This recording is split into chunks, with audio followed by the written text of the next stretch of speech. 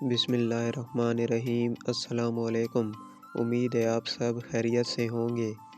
تبدیلی کیوں نہیں آ رہی؟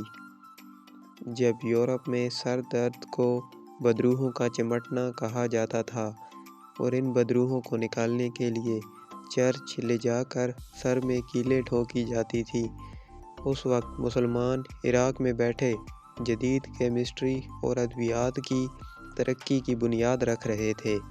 جہاں ابن سینا قانون فی طب کو تحریر کر رہا تھا، جسے آگے جا کر 1000 سال بعد 21ویں صدی میں بھی پڑھا جانا تھا، وہیں جابر بن حیان وہ کتاب لکھ رہا تھا جسے اگلے 700 سال تک کیمسٹری کی بائبل کا خطاب ملنا تھا۔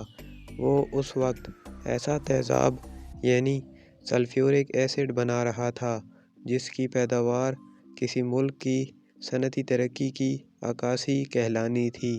وہیں مسلمان سیاح دنیا گھوم رہے تھے، مسلمان ماہر فلکیات اپنا حصہ ڈال رہے تھے، کبھی اسپین کو صاف ترین شہر بنا رہے تھے تو کبھی بغداد کو علم کا گہوارہ بنا رہے تھے، تو کہیں نئے علاقے فتح ہو رہے تھے۔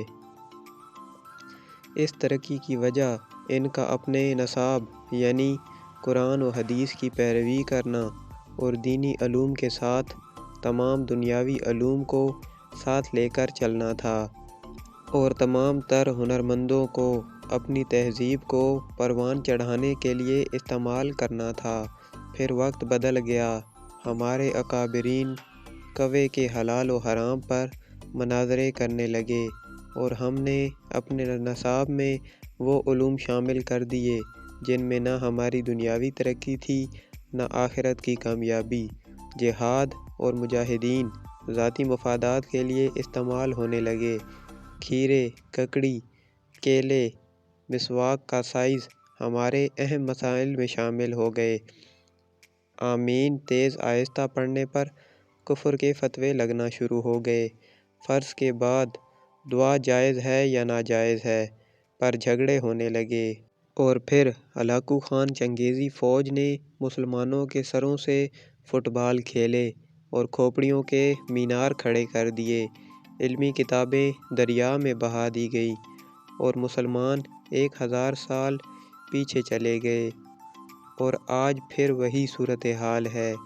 آج ہم اس حیرانگی کا شکار ہیں کہ تبدیلی آ کیوں نہیں رہی، جبکہ ہمارا علمی معیار یہ ہے کہ ہم لارڈ میکالے کے نصاب سے باہر ہی نہیں نکل سکے۔ یا اللہ تمام امت مسلمہ کے حال پر اپنا کرم فرما، آمین۔ امید ہے آپ کو ویڈیو پسند آئی ہوگی۔ مزید ایسی ویڈیوز دیکھنے کے لیے ہمارا چینل علم و عمل ضرور سبسکرائب کریں۔ اپنا بہت خیال رکھیے گا، دعاؤں میں یاد رکھیے گا۔ اللہ نگہبان۔